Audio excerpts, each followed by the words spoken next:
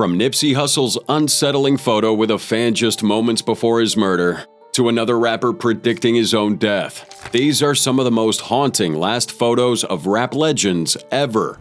Starting with Big L. Check it out, y'all. This Big L Coleon representing DITC Flamboyant Records. And when I'm in Croatia, I'm checking out Top DJ Mag. You know what I mean? Now, who's the greatest rapper of all time? The debate never really ends. It goes from barbershops and street corners to online threads with the same names always coming up. You've got the living legends, Jay-Z, Nas, Eminem, K-Dot, and the ones we lost too soon, Biggie, Pac, Big Pun, and usually closing out that list, Big L. Now, if you've never heard about Big L, allow us to put you onto the legend that doesn't get nearly enough love, and how the game cut his time way too short. Born Lamont Coleman in Harlem on May 30th, 1974, Big L was one of NYC's coldest lyricists and a rare Harlem MC in the 90s rap scene, rolling with the Bronx-based Diggin' in the Crates crew alongside Fat Joe and Lord Finesse. He caught the attention of East Coast hip-hop heads. But when DITC started drifting apart in the mid-90s, L built his own squad, Children of the Corn, linking up with Cameron Mays, Herb McGruff, and Bloodshed. And by the late 90s, they were gaining a ton of traction. Big L's first album, Lifestyles of DePoy and Dangerous, put him on the map. But it didn't really blow up like it should have. It dropped in '95 under Columbia Records, but with heavy hitters like Wu-Tang and Nas running the charts, it only landed at number 149 on the US Billboard 200. And that's wild considering the album had big-name collabs with Kid Capri, Lord Finesse, Jay-Z, and more. Lord Finesse, who produced a lot of that album, later said Columbia kinda played L dirty. He believed the label put all their focus on Nas-O-Matic and left Big L out in the cold. And maybe Finesse was onto something here, cause after dropping his first album, L just dipped from Columbia and started his own label, Flamboyant Records. He was already grinding on his second album, The Big Picture, and was even in talks to sign with Jay-Z and Dame Dash's Rockefeller Records before tragedy struck. On February 15th, 1999, Big L was killed in a drive-by, shot 9 times in the face and chest near his Harlem block. Police thought his childhood friend, Gerard Woodley, might have been involved, thinking it was payback for something L's brother had done. But Woodley was released, and the case still remains a mystery to this day. The eerie part? L kinda saw it coming. In his track, Casualties of a Dice Game, he rapped, I watched all of them run for their share, and all I can do was stare. I got weak and fell on my rear. Now I can hear the sirens. That means here comes the Jakes. But it's too late. I'm knocking on the pearly gates. Years later, Donald Finazzi, who knew L, explained what might have led to his murder. He said there was drama involving L's brother, Big Lee, who had gone upstate for 5 years. Apparently, Big Lee had beef with the wrong people, and since they couldn't get to him, they decided Big L would pay for his brother's sins.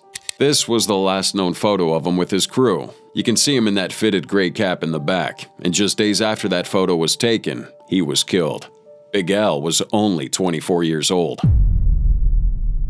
So DMX, I know that you're, relatively new to, at least to us. So, to the label, so not to the game though.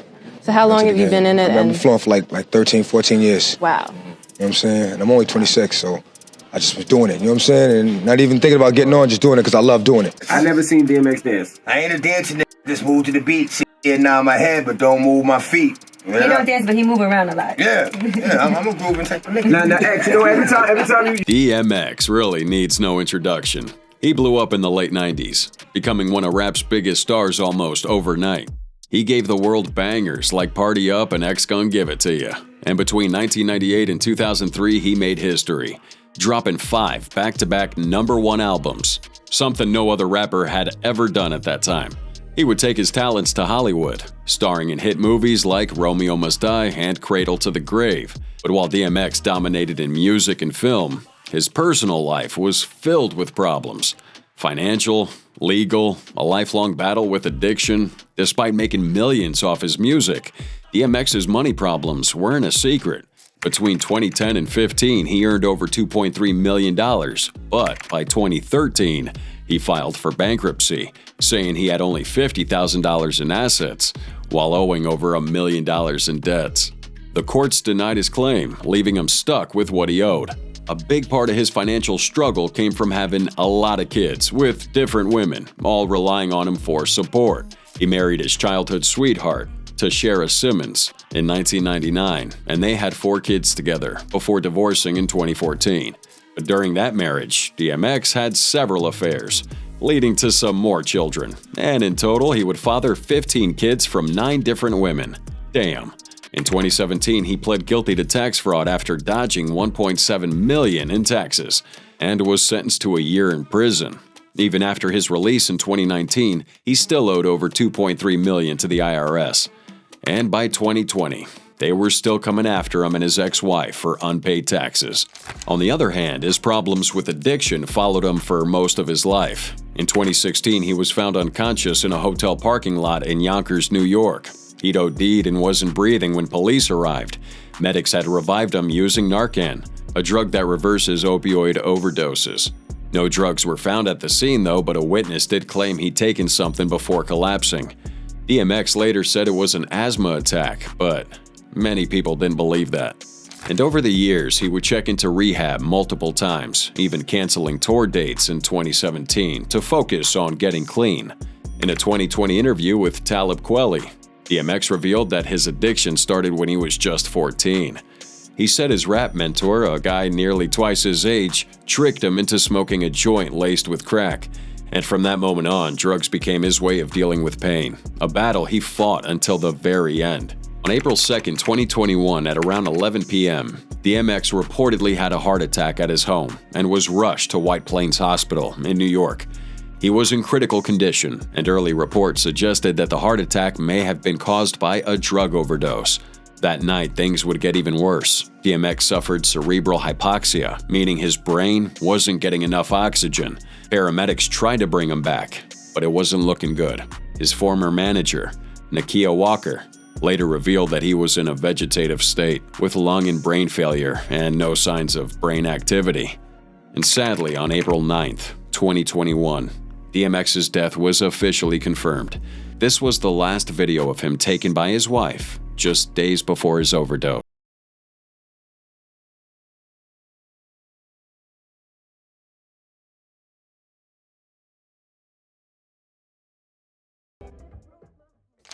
I'm going to rule the world, or I'm going to change the world. But I guarantee that I will spark the brain that will change the world. September 7th, 1996. 29-year-old photographer Leonard Jefferson traveled to Las Vegas to attend a Mike Tyson fight. Unfortunately, he missed seeing Mike Tyson, but he did spot Tupac in a BMW sedan with shiny rims. Jefferson asked if he could quickly take a photo, to which Tupac agreed. But little did anyone know that this iconic photo would turn out to be Tupac's last, as he was tragically shot and killed less than a half an hour later. The story of his death, however, didn't begin that night. It would start with a failed attempt on his life 2 years prior, when Tupac Shakur was shot and seriously wounded during a robbery attack by 2 armed men in the lobby of a Midtown Manhattan office building that housed a recording studio where he'd been working on his 3rd album, Me Against the World. Shakur attributed that attack to producer Sean Puff Daddy Combs and rival rapper Christopher Wallace, aka the Notorious B.I.G. This would be a main reason why he joined the LA-based record label Death Row Records, igniting the infamous East-West Coast battle that pretty much defined the hip-hop scene in the mid-90s. Unfortunately, it also played a role in his eventual murder. On the night of the incident, the photographer Jefferson stepped out to the driveway to go get something to eat when he spotted Tupac in his whip. Surprisingly, he had known Tupac from his time as a student at UCLA Film School. They both exchanged pleasantries and had a brief conversation. What Jefferson didn't know was that Tupac had just been involved in a disastrous altercation before their meeting. Also coming down to watch the Tyson-Selden boxing match, Shakur and others in his entourage were captured on tape in the lobby of the MGM Grand Hotel, engaging in a violent scuffle with a man, later identified as a member of the LA-based Crips street gang. Tupac was captured punching this dude to the ground, almost beating him unconscious. Had it not been for hotel security, Tupac then went back to his room, changed, and headed to Club 662 to perform at a charity concert. Now, if you look at this photo, Tupac seated in the passenger side of the vehicle driven by Marion Suge Knight, the head of Death Row Records. Barely 20 minutes after that photo was taken, a white four-door late-model Cadillac pulls up beside their car. The shooter seated at the back of that Cadillac rolls down the window and rapidly fired from a .40 S&W Glock 22 at Shakur's BMW. Shakur was hit 4 times, 2 in the chest, 1 in the arm, and 1 in the thigh, with a bullet piercing his right lung as well. Fragments would also hit Knight in the head. Yet he was able to drive almost a mile away from the scene to Las Vegas Boulevard, where paramedics attended to him.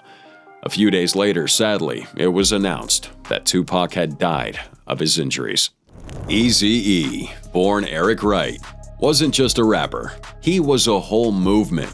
Known as one of the godfathers of gangsta rap, his impact on the game is legendary. Way back in the 80s, he co-founded Ruthless Records alongside Arabian Prince, Dr. Dre, Eazy-E, and Ice Cube. And together they built one of the most iconic rap groups of all time, NWA, standing for Niggas with Attitudes. Their debut album, Straight Outta Compton, shook up the industry, changing hip-hop forever and putting West Coast rap on the map. But like a lot of great things, NWA didn't last. The toxicity behind this would be Jerry Heller stepping in as their manager, making things really messy. According to Dr. Dre, Heller played the divide and conquer game. Instead of looking out for everyone, he focused on one person, Eazy. And after some really nasty feud behind closed doors, Eazy was forced to release some talents and Dr. Dre from the label, disbanding NWA. Of course, that didn't mean the drama was over. Dre and Eazy kept that beef alive, dissing each other on tracks for a while, but that's a story for another day. Fast forward to February 24th, 1995. Eazy was rushed to Cedars-Sinai Medical Center in LA with a serious cough. And what doctors found shocked everyone: HIV/AIDS. And keep in mind, at that time, there wasn't a lot of health awareness on HIV, so it was hard to kind of even open up about it. Nonetheless, Eazy did, because on March 16th, he made a heartbreaking announcement to the public, revealing that diagnosis. And the word is he likely caught it from his sexual partner. By the week of March 20th, knowing his time was running out, Eazy made peace with Cube and wrote one final message to his fans. And on March 26, 1995, just a month after his diagnosis, Eazy-E passed away at only 30 years old, though some reports at the time claimed that he was 31 due to a mix-up with his birth year. These were the last photos of Eazy in the studio with his homies before he passed, and one thing that had folks talking was how slim he looked. Now we all know Eazy was a straight-up hustler, dude barely slept, always grinded, and some people just believed that the HIV was already breaking him down from the inside, even before he knew it. And the crazy part is that NWA was already moving towards a reunion. Just imagine if that actually happened. That would have flipped the rap game upside down. A full NWA comeback. Man, hip-hop today might have looked completely different. That's one of those what-if moments we'll never get an answer to. This right here is the infamous last photo of Notorious B.I.G. chilling with P. Diddy at a party the night he died. And this is a video of Biggie getting into a vehicle just 20 minutes before he was gunned down in a ruthless drive-by. Born Christopher George Wallace on May 21, 1972, Biggie Smalls wasn't just a rapper. He was the face of East Coast gangsta rap. Debuting in 1994 with Ready to Die, going multi-platinum, and having fueled the already heated rivalry between East and West Coast, especially with Tupac, Biggie's lyrics weren't just for show. This guy was rapping about a life he actually lived. Coming up in Hard Knock Brooklyn, this guy had plenty of run-ins with the law. Even after making it big, trouble still followed him. In '96, he'd be arrested after cops found guns and weed in his New Jersey home. And at one point, he even went after some fans with a baseball bat. Biggie was as real as they come, an OG to the core. But sadly, his death was the tragic climax of the East v West rap war. On March 8, 1997, Biggie hit up a Soul Train Awards after-party at the Peterson Automotive Museum in LA. But the party gets shut down early due to overcrowding. So Biggie and his crew bounce, rolling out in 2 GMC Suburbans. And as they're stopped at a traffic light, a black Chevy Impala pulls up beside him. That's when things get ugly. The driver, an unknown black man in a blue suit and bow tie, rolls down his window, pulls out a 9mm pistol, and unloads into Biggie's SUV. 4 bullets hit him, and his team rush him to Cedars-Sinai Medical Center. Doctors try to save him, but it's too late. To this day, Biggie's murder remains unsolved. Now, some say Suge Knight, the boss of Death Row, and Tupac's label, set up the hit as payback for Pac's murder in Vegas. Others think it was the Crips. But we're never going to know the truth. What we do know, though, is that Suge himself has been locked up since 2018 for a fatal hit and run. Biggie was only 24 years old when he died, but his legacy, that lives on forever. What makes us different, period, is that T-Waz sounds like T-Waz, Left Eye sounds like Left Eye, and Chili sounds like Chili. And we sound different than it's like you have girls, 3 different artists together. We have our own sound. So no matter what kind of music you put to it, the sound is still ours. Man, I've seen so many amazing things from some of the unknown hip-hop artists that people never get a chance to see. Lisa Left Eye Lopez. Where do I even begin? Left Eye was the firecracker of the female group TLC. With hits like No Scrubs, Waterfalls, and Unpretty, TLC dominated the charts, selling over 15.6 million albums in the US alone. Their 1999 album, Fan Mail, debuted at number 1, and the trio became the second biggest selling female R&B group of the last 2 decades. That meant that Left Eye wasn't just a rapper. She was TLC's creative force. She had the most co-writing credits, designed their wild stage outfits, and even helped shape their entire visual style. She was bold, outspoken, and always unpredictable. And yeah, she was no stranger to controversy either.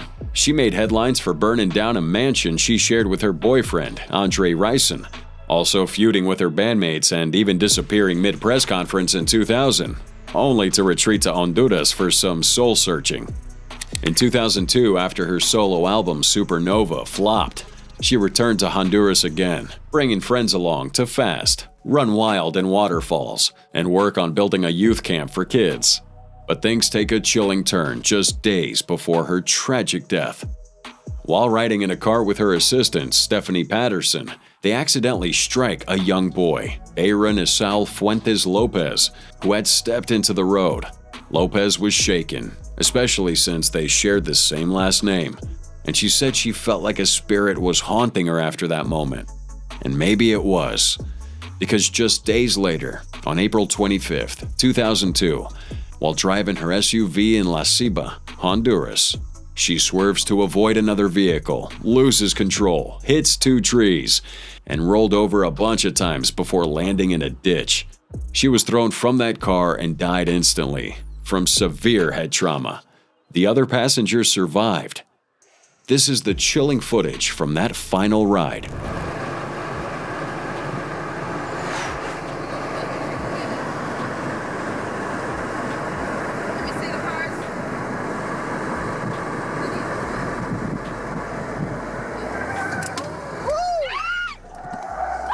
Yo, right back at you. Footage for days style. Champ Town. Chilling with Big Pun. Congratulations, man. First solo Latin rapper to go platinum. What's up with that? Tell me about it. Y'all had a platinum party yet? What's up? Like 3-4 of them already, man. We have one week, we need 3,000 people outside. We throw another one next week, we need 5,000 outside. We throw them every week, man. That was the last interview of Bronx rapper Big Pun, weeks before his fatal death. During his short but massive career, everything about Big Pun was larger than life, from his heavyweight bars to his heavyweight frame. This guy's big break came in '95 when he linked up with rapper-producer Fat Joe, who immediately saw his talent and put him on the track Watch Out. The two built a strong friendship together and a good working relationship. And Pun, inspired by a comic book character, rebranded himself as Big Punisher. He would join Terror Squad, the Latino rap crew rolling with Fat Joe. And with Joe's help, locked in a deal with Loud Records.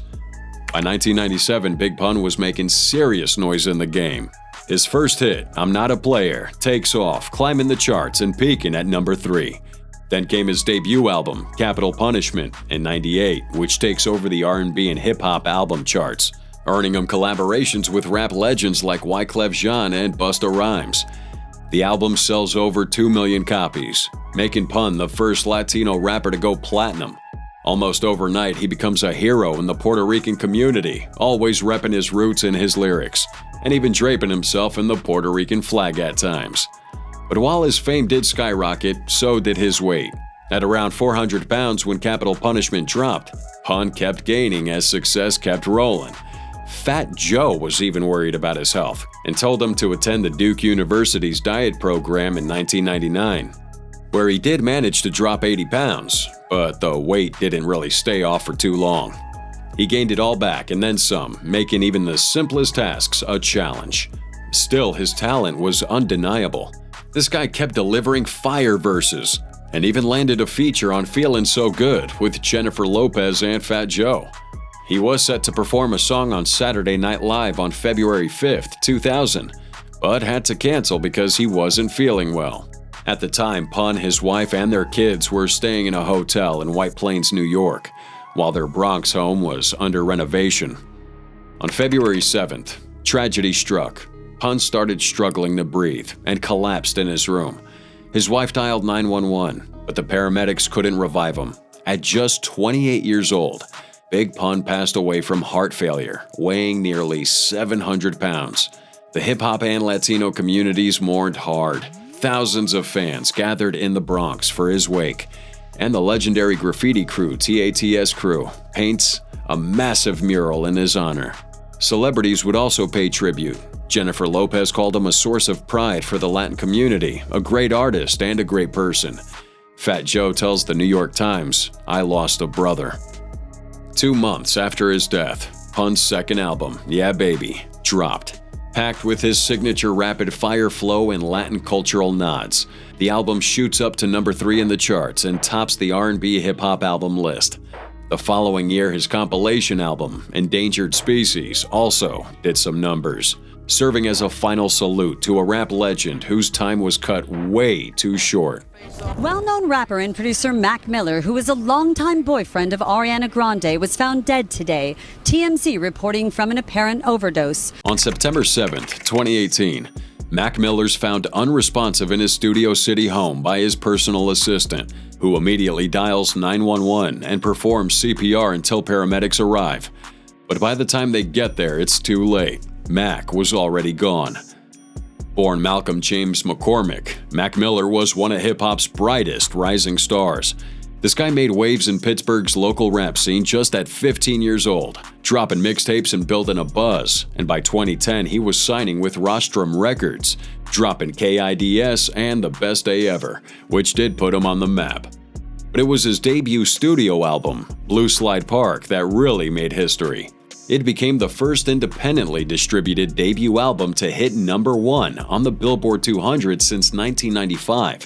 Mac had officially arrived. But as his career soared, his mental health would start to decline. Now, Miller was open about his battles with depression and substance abuse. The stress of the Macadelic tour in 2012 led him to lean on promethazine, and eventually he became addicted to lean. It wasn't long before his habits started catching up to him. He had a few run-ins with the law, like when he got busted for marijuana possession in New York. There was also a DUI and a hit-and-run incident when he crashed his car into a utility pole, fleeing the scene, and then later confessed when the cops tracked him to his house. This guy was arrested and released on a $15,000 bail. But by August 2018, he was formally charged with 2 counts of DUI, never really making it to court though. He died before his arraignment, and the charges were dropped. A few days before his death, though, this was the last professional photo ever taken of Miller. It was shot by Hollywood photographer named Just Crail. Miller was set to shoot a music video and had the tour for his album Swimming planned for the following month. But none of this would happen. So how exactly did Mac Miller die?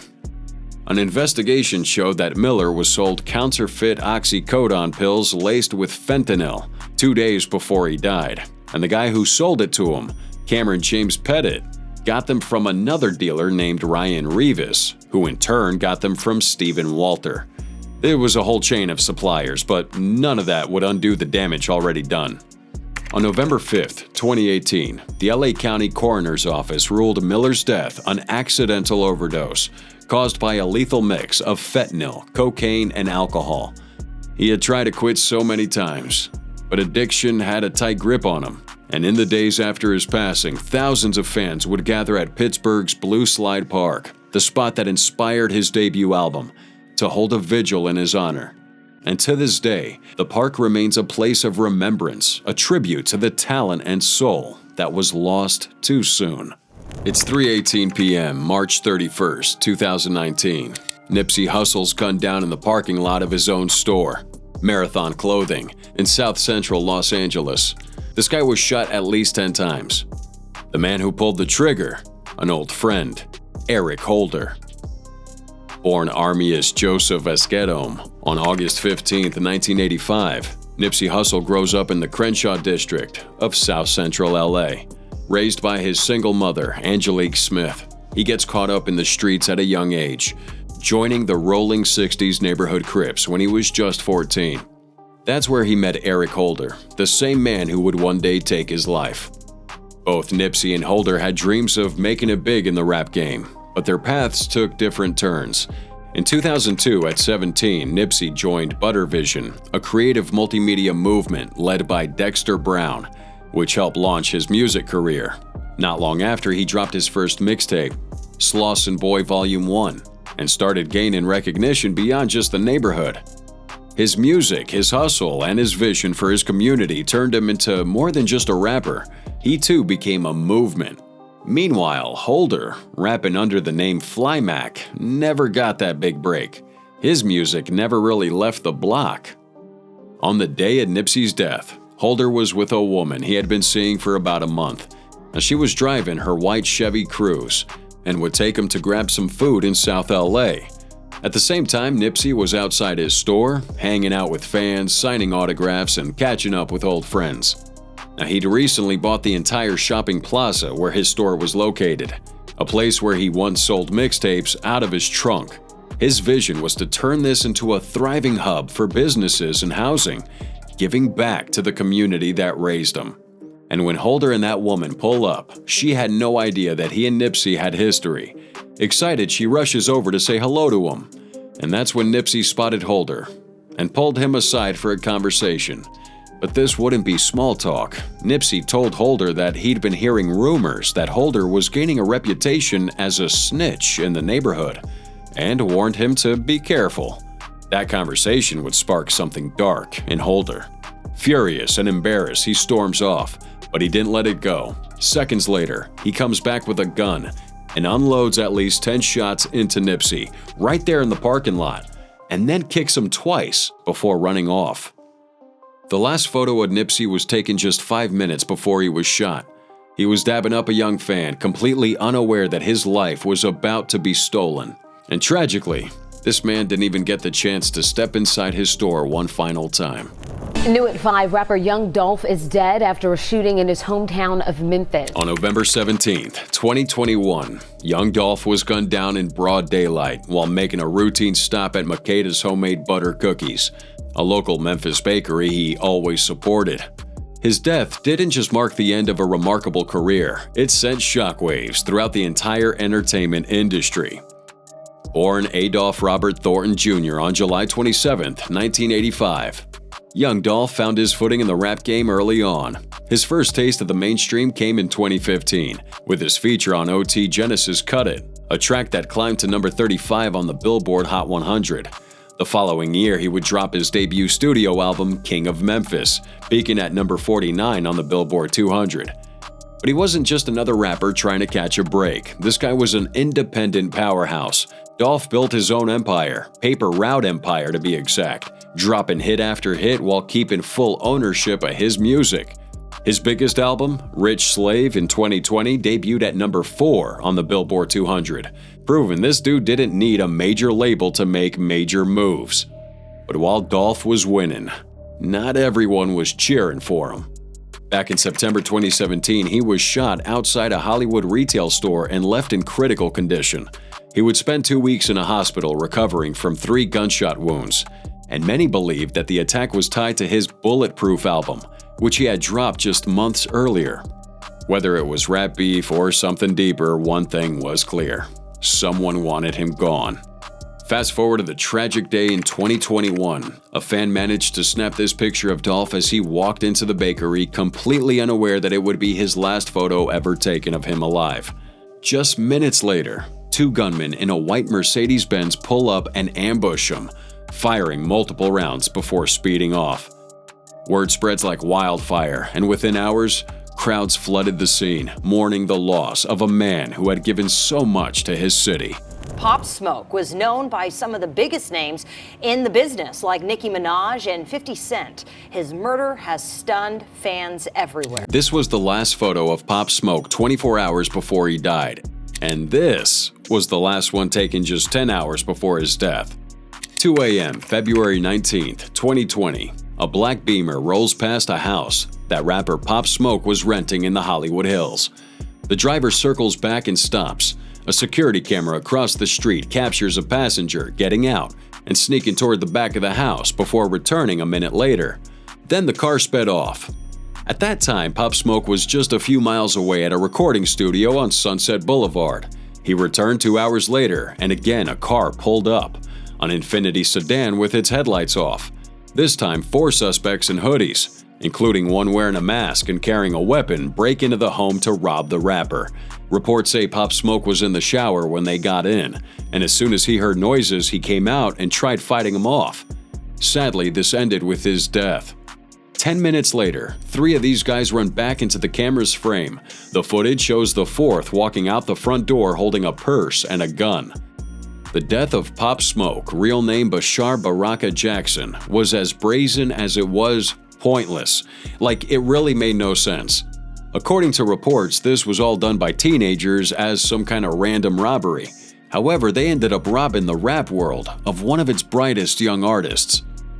The LAPD received the news of a home invasion from a call on the East Coast. Police would arrive at this home 6 minutes later and find Jackson lying in a pool of his own blood, with multiple gunshot wounds. He was rushed to Cedars-Sinai Medical Center, where the doctors did perform a thoracotomy on the left side of his chest, but a few hours later, he was pronounced dead at just 20 years old. The bigger story, though, is his last photos playing a huge part in his murder. At first, the cops suspected that Jackson's death was gang-related, as he was tied to the Crips. Earlier in the day, Pop Smoke had posted some photos on social media showing large amounts of money, designer goods, and a luxury car. His friend Mike D would also post images, including one in which the home's address can be partially seen in the background. It was obviously a mistake, really not meaning anything, until Pop Smoke himself also posted a story on Instagram and Facebook of designer bags. And the house's full address could now be read on the packaging, correlating with the one seen on D's post.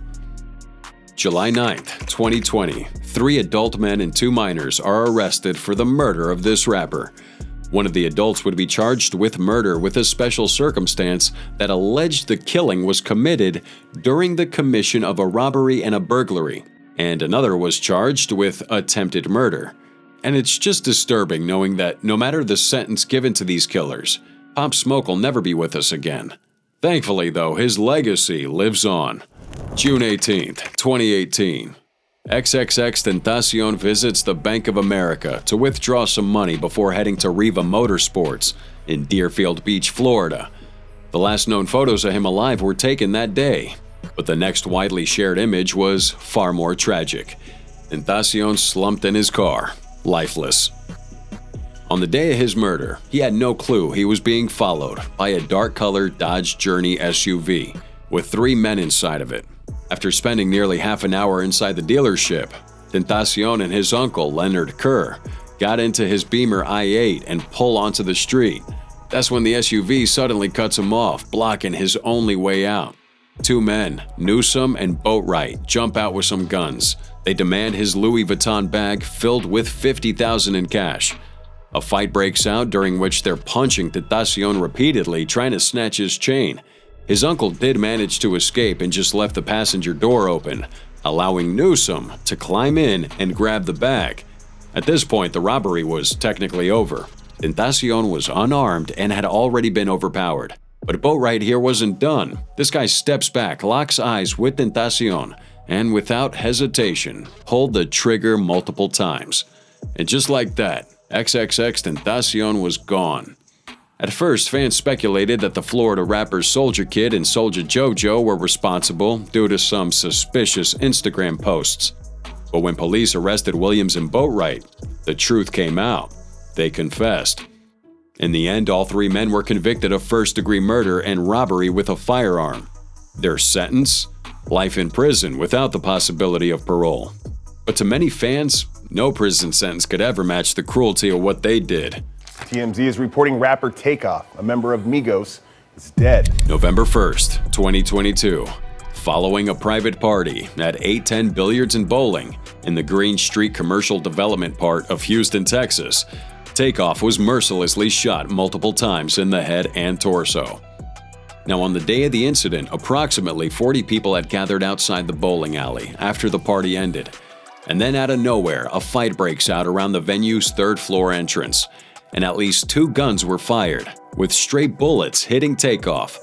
A nurse who lived around the area heard the shots and ran to the scene, only to see Takeoff in a pool of his own blood. She checks his pulse while ER's on their way, but by then he was already dead.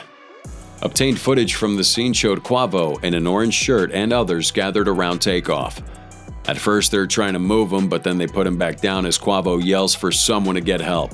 More disturbingly, Takeoff posted this photo of himself lighting up on his Instagram story, accompanied with the song "Stop Breathing" by Playboi Carti. Can't make this shit up. This added to the many twists of conspiracy theories surrounding his death, and it makes us wonder if his death was truly by accident. What's up, what's up? This is Beyonce on the red carpet with one of the hottest female artists out here, Miss Aaliyah. How you doing, girl? It's so good to see you again. You too. Is it true that when you record your records, you make them turn off all the lights in the studio? Yeah, I have them dim the lights in the control room, and in the vocal booth, it's pitch black. I don't want anyone to see me when I'm singing. No, why is that? I'm shy. Now, by definition, Aaliyah is not a rapper, we know, but her legendary accomplishments and her music scene to the haunting photos taken just minutes before her death absolutely earns her a spot on this list.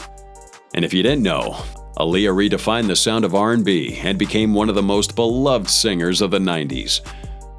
Born Aaliyah Dana Houghton, she stepped into the spotlight at just 11 years old, performing alongside her aunt, the legendary Gladys Knight, for 5 nights in Las Vegas. And by the time she was 14, she'd already dropped her debut album, Age Ain't Nothing But a Number, in 1994. Which earned her nominations at the American Music Awards, Billboard Music Awards, and Soul Train Awards. And as expected, the album's success catapulted her into stardom. Now, her second album, One in a Million, released in 1996, was twice as good. It went double platinum, proving she wasn't just a one-hit wonder. And then her third and final album, Aaliyah, released in 2001, peaked at number 2 on Billboard's Top 10. But just 2 months after its release, tragedy struck. On August 25, 2001, Aaliyah's life was tragically cut short in a horrific plane crash in the Bahamas after filming the music video for Rock the Boat. That week, she was in the Bahamas shooting the video near the Abaco Islands. This was the last photo of Aaliyah with her fan after she was done shooting that music video. And this was Aaliyah with the crew on a boat, leaving the music video location, heading toward the airport to catch their flight, completely unaware it would be their last journey. They boarded a Cessna 402 twin-engine aircraft at Marsh Harbor Airport, but the flight never made it far. Just 200 feet from the runway, the plane crashed and burst into flames. 7 passengers, including Aaliyah, died instantly, while 2 others, one being her bodyguard, succumbed to their injuries shortly after. Investigators would find multiple red flags that could have prevented this tragedy. Reports showed that the plane was significantly overloaded with passengers and luggage, and pilot Luis Morales III wasn't even certified to fly that aircraft. Morales had been on probation for crack cocaine possession just weeks prior, and an autopsy later found traces of cocaine and alcohol in his system. On top of that, the charter plane was switched at the last minute, forcing him into this smaller aircraft with a lower weight capacity. But despite all those issues, federal regulations requiring weight checks weren't followed before takeoff. And at just 22 years old, Aaliyah was gone. But her music, legacy, and impact on R&B is going to live on forever. On December 29th, 2019, female rapper Lexi Alice posts this photo to her Instagram, not knowing it's going to be her last, because just 3 days later, she's found dead in her apartment. So, what's the story here?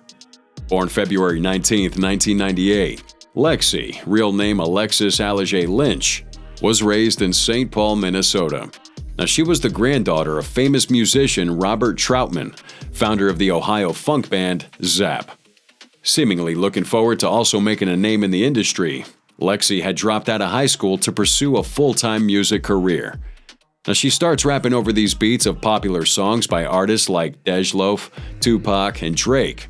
And in no time, she's dropping her first mixtape, collaborating with many artists. But the real break to her career came when she collaborated with Kehlani right before Kehlani dropped her debut commercial mixtape, You Should Be Here, which peaked at number 36 on the Billboard 200. Her lyricism and incredible flow on the track Jealous earned her the spotlight, which many say she deserved long before that. But sadly, she wouldn't even live long enough to bask in her fame. January 1st, 2020, Alexi's found dead in her room in the Lowe's Minneapolis hotel. An autopsy is conducted, leaving the Hennepin County medical examiner to rule her death as an overdose of fentanyl and alcohol. But it didn't make any sense. How? Why? And what was the reason? It's these and many more questions still lingering in the minds of her fans. And at the same time, conspiracy theorists believe there's way more to her death than we know.